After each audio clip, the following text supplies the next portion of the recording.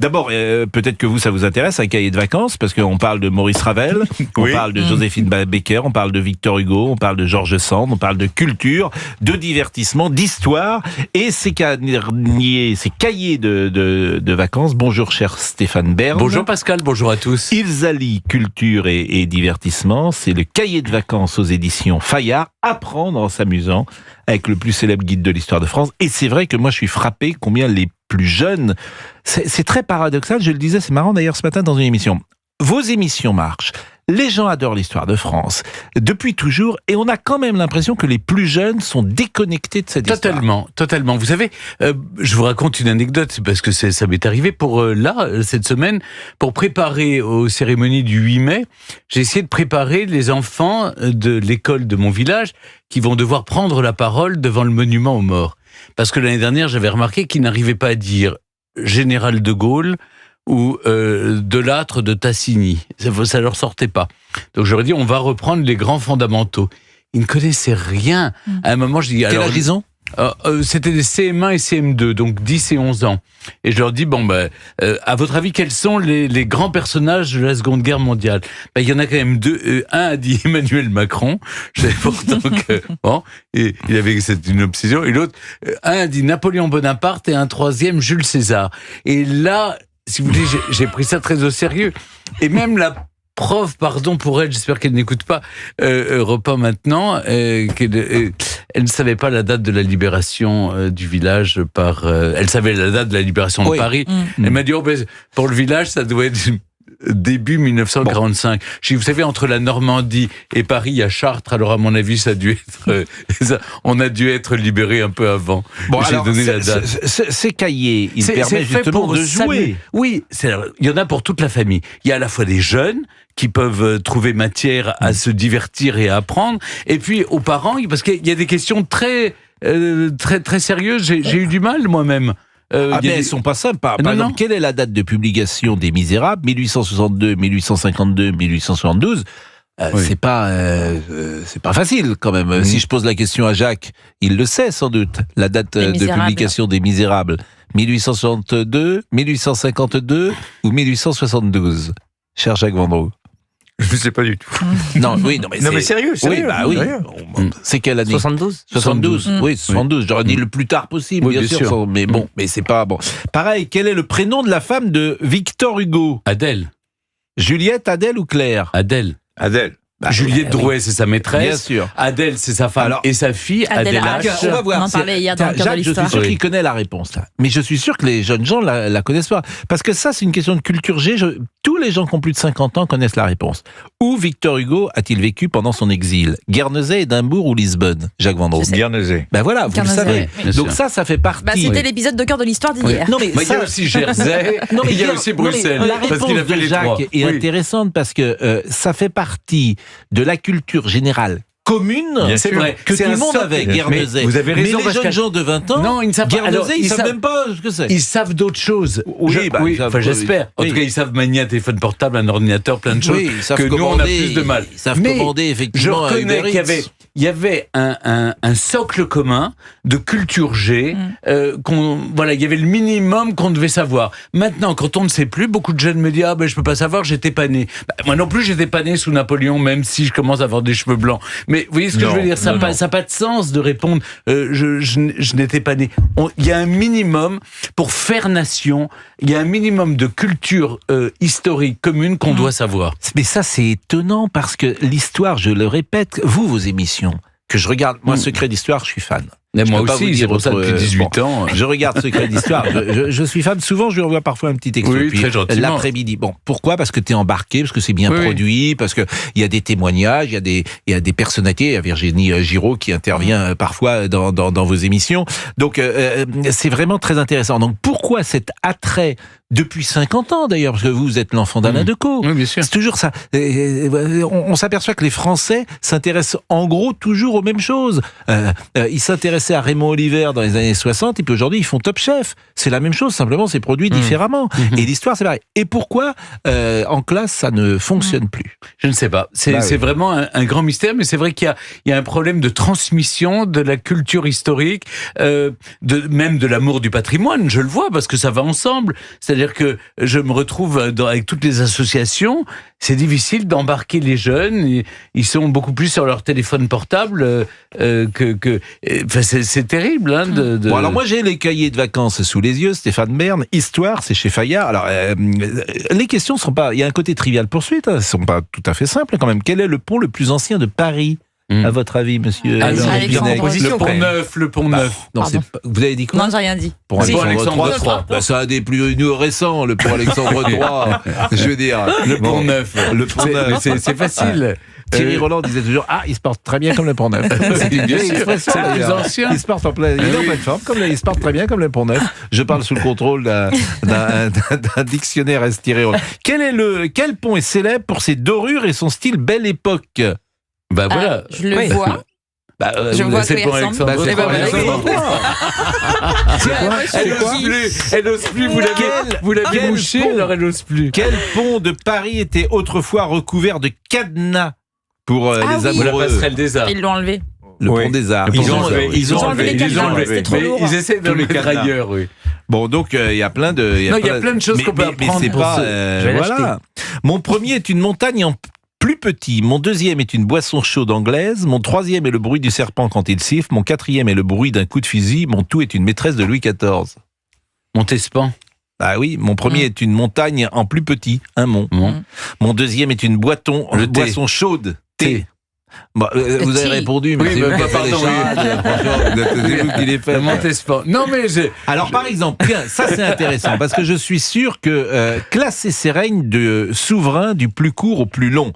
Louis XIV, Louis XIX, et Louis XIX. C'est le fils, il a régné un quart d'heure. Entre l'abdication, c'est le fils de Charles X. Quand Charles X a signé, il a abdiqué en faveur de son fils, qui lui-même, Louis XIX, des jurés, il n'a jamais été élisé, a abdiqué en faveur d'Henri V, comte de Chambord, son fils. Et pourquoi il a abdiqué? Parce qu'il avait aucune intention. Il n'avait pas de niveau. Non. Mais non, mais ça y est, la révolution Mais on est en quelle année? On est en 1830. Et donc Louis X, mais il y a quand même, mais on l'appelait. Camille Pascal a fait un très joli livre qui s'appelle L'été des 4 rois. Oui. Mais ça raconte cette histoire que Louis XIX a régné quelques minutes. Mais si vous voulez, le plus long règne de l'histoire, même du monde, ça reste évidemment Louis XIV. 1643, 1715. 72 ans, calculé, c'est le 1643. C'est plus qu'Elisabeth II, plus que Bhumibol Adulyadej de Thaïlande, plus que Moshoe Shoe II du il avait 5 ans. Il avait 5 ans, mais c'est vrai que... Oui, mais sous la régence de sa mère. Bon, quelle est la question simple? Alors, il est formidable parce qu'il représente... Bon, pour présenter la jeunesse dans ce studio, vous êtes donc sûr... Question simple. Quel est le rapport entre Louis XVIII, Charles X et Louis XVI? Non, mais je sais pas. Les trois.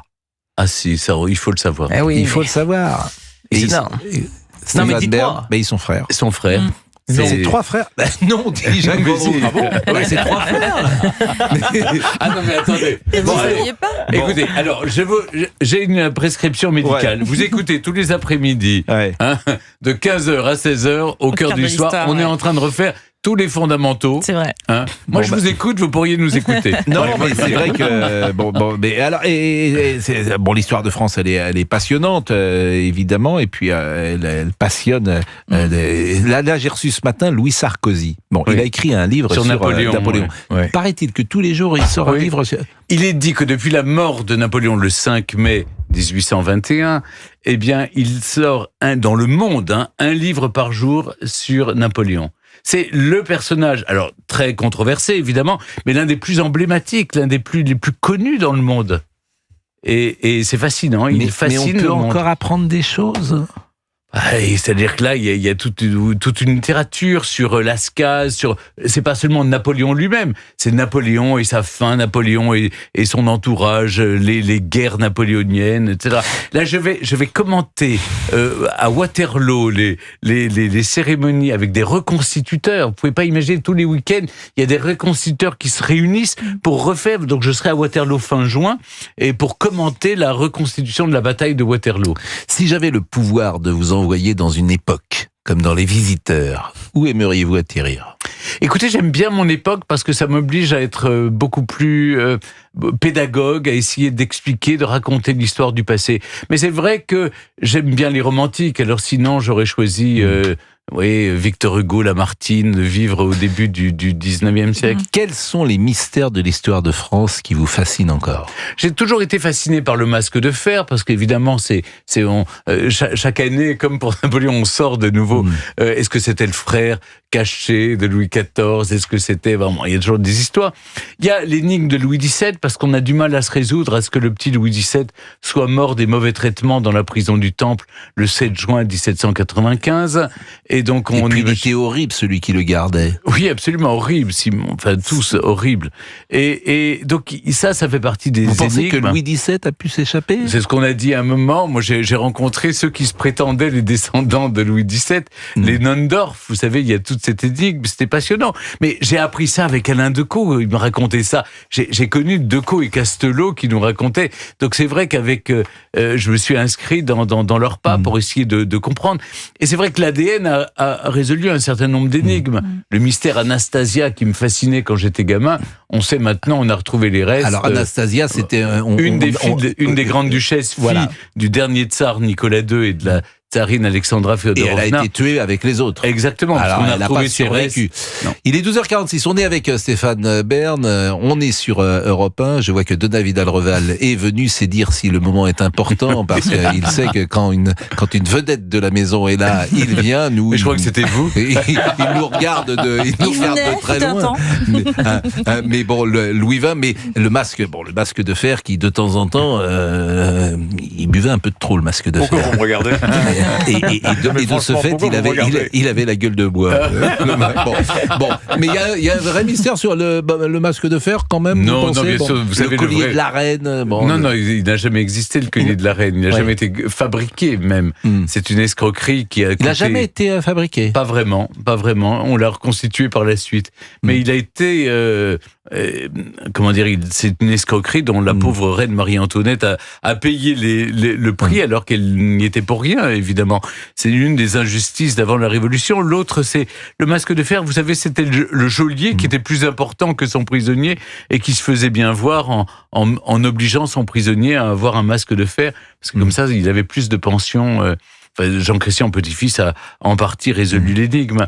Mais il faut aller voir évidemment l'île Sainte-Marguerite au large de Cannes. Là, il y a le cachot du masque de fer, c'est passionnant. Et puis il y a également une prison où l'intendant de Louis XIV avait été emprisonné, avait terminé sa vie. Pignerol. Voilà, Pignerol. Oui. Et là, il était mis... c'était horrible. Oui, vraiment. Bien sûr. Alors moi, j'ai vu une de vos émissions le jour absolument formidable, Louis XI, qui met les prisonniers dans des cages de fer. Dans des cages, et qui va les voir. Oui, et pour prendre des nouvelles. Non, parce qu'il est sadique. C'est horrible. Cette émission était fascinante. Oui, vraiment. Et vous aviez reconstitué ces cages de je sais pas si elles sont en fer, et les gens restaient peut-être des années dedans. Des mois. Et s'ils bougeaient, évidemment. Ils se cassaient les os, c'était des os de verre ensuite, c'était horrible. Bon, écoutez, c'est parfait. Comme il reste 2-3 minutes, on avait dit que Jacques Vendroux était venu, parce que vous aimez pas du tout le foot. Quand Jacques Vendroux le raconte, ça m'intéresse. Mais par exemple, ce soir, PSG Arsenal. Oui, si, quand même. Vous regardez ça de loin. Oui. Non, de très près. Et vous savez que je suis pas myope, je peux regarder. Non, le petit roi l'autre jour est fan d'Aston Villa. Je sais, William, le prince de Galles. Le prince William. Il n'est pas encore roi. Bon, il n'est pas encore roi. Bon, le père va bien, Charles. J'espère. Je vais lui dire que vous avez pris de ses nouvelles. Non, mais il est un petit peu fatigué, forcément. Ça va mal dans cette famille. Hein. Visiblement, ça. J'ai l'impression qu'entre Meghan et son mari, c'est pas la joie non plus. Avec Harry, oui. Vous voulez des nouvelles d'Harry, en fait. Non, mais j'ai l'impression que c'est pas rigolo. Vous savez, Pascal, comme dans toutes les familles, il y a toujours des dissensions. Dès qu'il y a un peu d'héritage aussi, dès qu'il y a un peu des enjeux de pouvoir. De l'argent. Sacha Guitry disait c'est une famille unie, elle n'a pas hérité. Si Versailles m'était quand ça y est, il est parti. J'ai eu 5 femmes. Stéphane a complètement raison. Ça m'avait échappé. Oui, c'est vrai. Ça m'avait échappé.